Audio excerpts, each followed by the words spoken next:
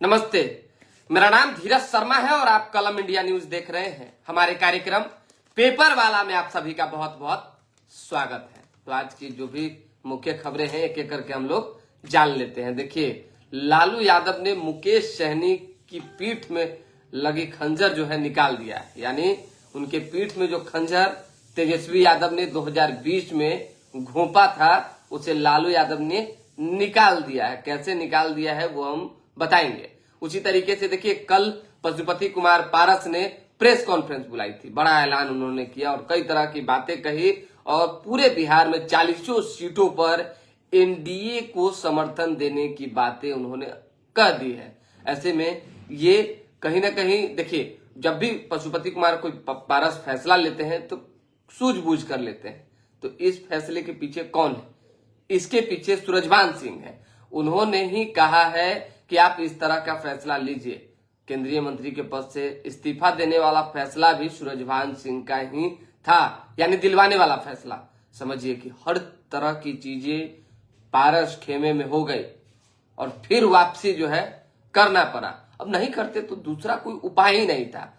बात अब प्रिंस राज की करें तो प्रिंस राज अभी तक तो सांसद हैं समस्तीपुर से और उनका भी एक ऐलान जो है कल हुआ। और देखिए, ऐलान ही नहीं, कल उनके भाषण में वो तेज दिखी जो चिराग पासवान के भाषण में देखने को मिलती है। उन्होंने सभी कार्यकर्ताओं से, नेताओं से जो है ये आग्रह किया है कि वे साथ न छोड़ें और उन्होंने भी वादा किया है कि हम जब तक जिंदा है तब तक पशुपति कुमार पारस के साथ रहेंगे, यानी चाचा के साथ रहेंगे। उन्होंने ये भी कहा है कि पार्टी को किसी भी स्थिति परिस्थिति में मजबूत करना है। यानी आन पर आ गई है कि एक भाई ने संघर्ष के दम पर वो जीत हासिल कर ली जिसकी कल्पना भी नहीं की जा सकती थी। पार्टी जब टूटी थी तो सब लोग तो चाहता था कि भाई, जानता था उधर का कि पारस जी के साथ सब लोग हैं, भाजपा भी। जब सारा सांसद इधर उधर चले गए, 5 की 5 सीट चिराग पासवान के खाते में आ गई तो सबका मिजाज अपने अपने स्तर पर फ्रेश हो गया। तो ऐसे में प्रिंस राज ने भी ठान लिया है कि किसी भी स्थिति परिस्थिति में अपने खेमे को भी 2020 के बाद जो है चुनाव हुए, क्या कुछ रणनीतियां रही आपने देखा। ऐसे में जब 25 का विधानसभा चुनाव होगा तो उसमें अपनी मजबूती दर्ज की जा सके और अलग सीटें लेकर चुनाव लड़ी जा सके। इसको लेकर प्रिंस राज ने ठान लिया है। कितनी सीटें मिल सकती है, और देखिए कल तो ये भी चर्चाएं होने लगी कि हो सकता है कि पशुपति कुमार पारस कुछ अलग ऐलान कर दें, लेकिन दूसरा कोई उपाय नहीं था उनके पास, इसलिए उन्होंने कुछ ऐसी बातें नहीं की। और भी बता देते हैं जो खबरें हैं अखबार में छपी हुई, उसके बाद विशेषकर चर्चा करेंगे। देखिए, मणिपुर हिंसा और सीए भाजपा के लिए एक बड़ी चुनौती बनी हुई है। समझिए, मणिपुर में जिस तरह की हिंसा हुई और जिस तरह से सीए लागू हुआ, इन सभी को लेकर कहा जा रहा है कि वहां कांग्रेस बाजी मार सकती है। भाजपा के लिए एक संकट है। उसी तरीके से जो है राहुल गांधी ने निर्वाचन आयोग पर आरोप लगाया है और भी प्रधानमंत्री पर भी आरोप लगाया। उन्होंने कहा है कि जो निर्वाचन आयोग है उसके अंदर पीएम ने अपने लोगों को भर्ती करवा दिया है। देखिए, नीरज निराला जी देख रहे हैं, अमन कुमार जी देख रहे हैं, लगातार हम देखते रहना है। चुनावी बॉन्ड अब नए अवतार में लाने की तैयारी में जो है सरकार लग गई है, समिति बनेगी। अब चुनावी बॉन्ड को, इलेक्ट्रॉल बॉन्ड को लेकर जितना देख ही रहे हैं कि आपाधापी हुआ, इन सभी चीजों से निपटारा के लिए जो है अलग प्रक्रिया अपनाई जाएगी। उसी तरीके से आईपीएस आदित्य का दावा सीनियर अफसर ने से जो है जान जाने की खतरा थी, यानी सीनियर अफसर से खतरा थी जान की, इसलिए गायब रहा, उन्होंने यू को बताया है। उसी तरीके से कवारी गोदाम में कल आग लग गई, बताइए, कई घर जलकर खाक हो गए।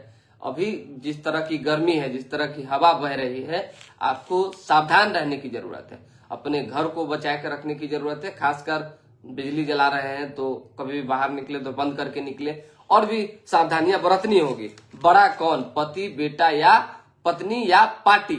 क्योंकि देखिए, पप्पू यादव निर्दलीय मैदान में है, उनकी पत्नी कांग्रेस से राज्यसभा सांसद है, महेश्वर हजारी बिहार सरकार में मंत्री है और उनके बेटा जो है कांग्रेस में गए हैं, तो कहा जा रहा है कि वो भी चुनाव लड़ सकते हैं। तो ये तमाम तरह की अगर गुत्थी सोचती है, अशोक चौधरी बिहार सरकार में मंत्री है और उनकी बेटी शांभवी चौधरी चुनाव लड़ रही हैं, तो आखिर बड़ा कौन, पार्टी, पिता या व्यक्ति? तो इन सभी चीजों को लेकर मंथन चलेगा। हो सकता है, देखिए अब मान लीजिए स्वाभाविक सी बात है, इधर गोटी सेट नहीं हुआ उधर सेट कर दिए, उधर सेट नहीं हुआ इधर सेट कर दिए, लेकिन आला कमान की नजर में तो आप है ना जी, कि आप अपने बाल बच्चा को समझा नहीं पाए, आप अपने परिवार के किसी सदस्य को रोक नहीं पाए हमारी पार्टी में। ज्वाइनिंग करवाना था तो जहां थे आप वहीं करवाते। तो ये तमाम तरह की बातें निकलकर आने वाले दिनों में आ सकती है। देश में नोटा का प्रयोग करने वाले टॉप 10 क्षेत्रों में जो है बिहार 5वें नंबर पर है नोटा का प्रयोग। उसी तरीके से अजय निषाद जब से कांग्रेस में आए हैं तब से विजेंद्र चौधरी की टेंशन जो है बढ़ गई, वो दिल्ली में धरना दिए हुए, टिकट को लेकर लगातार जो है इधर उधर चल रहा है। परिवारवाद पर पीएम चुप रहे क्योंकि पहले चरण के एनडीए प्रत्याशी ही किसी न किसी परिवार के सदस्य हैं। समझिए ये तंज चिराग पासवान के जीजा के ऊपर था, क्योंकि जिस तरीके से कल जमुई में तेजस्वी यादव पहुंचे हुए थे, उन्होंने कई तरह की बातें कही और चिराग पासवान पर हमला बोलते हुए तेजस्वी ने कहा कि आज जो हनुमान बने हुए हैं और उन्होंने अपने जीजा को मैदान में उतार दिया है, यानी मेहमान को, वो मेहमान के बारे में कोई बताए कि उनका पता क्या है। हम भी नहीं जानते हैं कि मेहमान का पता क्या है। ये देखिए स्वाभाविक सी बात है, लोकल और बाहरी की बात जब चुनाव होती है तो आती है। तो तेजस्वी यादव ने कहा है कि बाहरी को भगाओ और लोकल को लाओ। अर्चना रविदास जो है लोकल है, इस वजह से कहा जा रहा है कि सांसद के चुनाव में अर्चना रविदास को ही वोट दें। तेजस्वी यादव ने अपने हिसाब से अपने प्रत्याशी के लिए प्रचार प्रसार किया है, लेकिन हमला भी बोला है। उसी तरीके से मुकेश सहनी की बात हम लगातार कर रहे थे। कल भी मुकेश सहनी ने कहा कि देखिए चुनाव चिन्ह प्रधानमंत्री के दबाव में बदल दिया गया, और भी कई तरह की बातें थी।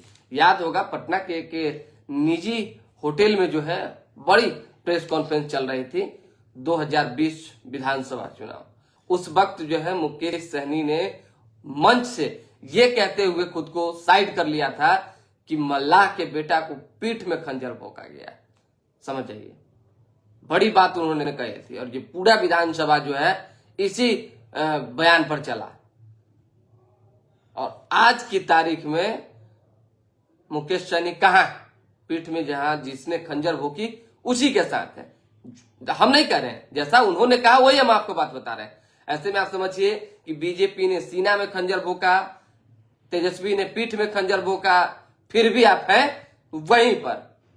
और मुकेश सहनी कह रहे हैं कि सब कुछ ठीक है, कहीं कोई दिक्कत नहीं है। तो अब हम आपको बता देते हैं कि लालू यादव ने मुकेश सहनी को क्या कुछ कहकर अपने साथ रखा है और 3 सीट जो दिया है उसमें क्या कुछ सच्चाई है। 3 सीट के लिए तो उम्मीदवार ढूंढ रहे हैं, खुद तो चुनाव लड़ेंगे नहीं, जैसी चर्चा है। कोई ठीक नहीं है भाई, चुनाव लड़ भी सकते हैं, लेकिन चर्चा है कि चुनाव नहीं लड़ेंगे। ऐसे में 3 सीट के लिए उम्मीदवार कौन होगा? एक तो कहा जा रहा है कि अपने भाई को लड़वाएंगे, संतोष सहनी को। ठीक है, अगर उनको लड़वाते हैं तो अच्छी बात है कि कम से कम 1 सीट अगर जीत भी जाते हैं तो इधर उधर भागने का तो डर किसी को नहीं रहेगा, आपको भी नहीं रहेगा। पत्नी को भी लड़वाने की चर्चा चल रही है, लेकिन जो हमारे पास इंफॉर्मेशन है उसमें कहा जा रहा है कि 2 सीटें जो है ऐसी दी गई है जहां पे लालू यादव अपना प्रत्याशी उतारना चाह रहे हैं, यानी मुकेश सहनी का सिंबल हो और अपना प्रत्याशी दें। ये बातें डील हुई है। और खंजर जिस जगह पे घोंपा गया था और जिस जगह से खंजर निकाला गया है वहां लालू यादव ने बंडेज पट्टी नहीं की है, तो जब जरूरत पड़ेगा अपने हिसाब से दबा दिया जाएगा नब्ज को और घाव को जख्मी बना दिया जाएगा। लालू यादव है, लालू यादव को समझना बहुत ही मुश्किल है और ये चीज मुकेश सहनी भी समझ रहे हैं। ऐसे में देखना यह होगा कि अब मुकेश सहनी का जो आगे का रणनीति होता है वो क्या होता है। लगातार जमुई में गरज रहे थे कि भाई ये हुआ वो हुआ, कई तरह की बातें हुई। वीपी मंडल के पौत्र निखिल का नाम जुड़ा, नाम कटने पर विवाद जो है बढ़ा, उसके बाद फिर जुड़ा। तो देखिए कई तरह की चीजें जो है लगातार पार्टी के अंदर भी होती रहती है। उसी तरीके से जो है जेईई मेन तीसरे दिन गणित का प्रश्न पत्र रहा कठिन, केमिस्ट्री और फिजिक्स रहे मॉडरेट। पटना जिला के 23,000 शिक्षकों को लोकसभा चुनाव में लगाया जाएगा।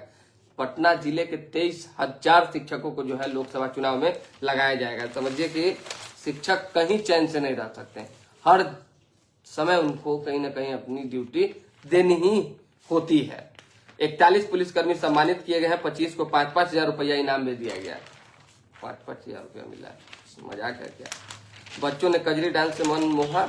उसी तरीके से कश्मीर में छिपा लश्कर कमांडर रैलियों पर हमले की फिराक में। लगातार जो है चुनाव को लेकर एजेंसियां हाई अलर्ट मोड पर है। एक चीजों पर जो है नजर बनाई हुई है, देखा जा रहा है। गड़बड़ करने वाले को पकड़ा भी जा रहा है। चलिए, ये खबर थी तो अखबार की। अब हम आपको बता देते हैं विशेषकर कि सूरजभान सिंह ने कैसे पशुपति कुमार पारस को कहा कि भाई आप डिसीजन ले लीजिए, नहीं तो इधर के रहिएगा ना उधर के रहिएगा।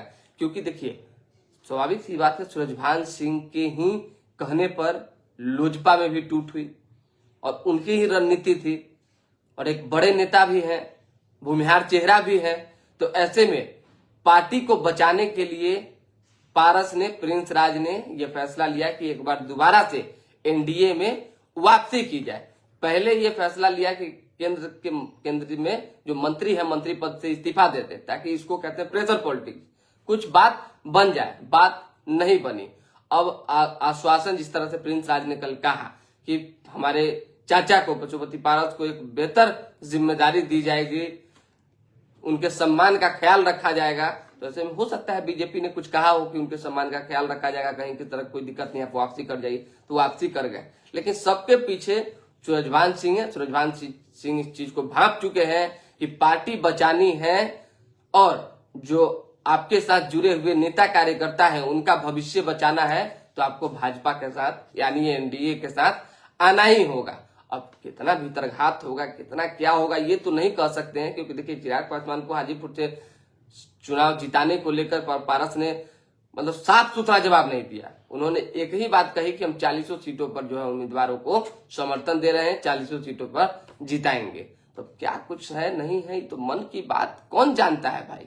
लेकिन फिर भी एक प्रयास पारस का रहेगा कि 40 में 40 सीट जिताने की कोशिश करें।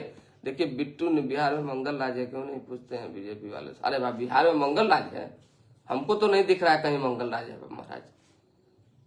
चारों तरफ तो हत्या हो ही रहा है, तो बिहार में मंगल राज कहाँ है। हम कब कहें कि मंगल राज, हम सुने हैं क्या मेरे मुंह से। चलिए उसी तरीके से और भी जो कमेंट्स हैं वो ले लेते हैं। देखिए अरे बिट्टू देखिए बीच में छुट्टी नहीं मार देते हैं, कुछ काम से घर चले गए थे। और देखिए घर जाने के बाद क्या होता है ना कि आप पटना में रहते हैं तो नेट की सुविधा है और घर में थोड़ा नेट की समस्या होती है और कार्यक्रम लाइव होता है और इसी वजह से थोड़ा सा दिक्कत हो जाती है, इसलिए जो है जुड़ नहीं पाए एक दिन। चलिए इसके लिए हम क्षमा प्रार्थी हैं। देखिए आज जुड़ गए और बाकी अब तो निरंतरता में रेगुलर जुड़े ही रहेंगे। कार्यक्रम लगातार आप लोग देखते रहे हैं और देख रहे हैं, इसके लिए बहुत बहुत धन्यवाद। परफेक्शन IAS, UPSE और BPSC फाउंडेशन क्लासेस के लिए समर्पित संस्थान। यहाँ आपको UPSE selected and interview appeared faculties द्वारा गाइड किया जाता है। Separate batches for Hindi and English medium. 65वीं और 64वीं BPSC एग्जाम में 69 और 107 रिजल्ट्स एवं 66वीं BPSC एग्जाम में 131 रिजल्ट्स हासिल किया है। परफेक्शन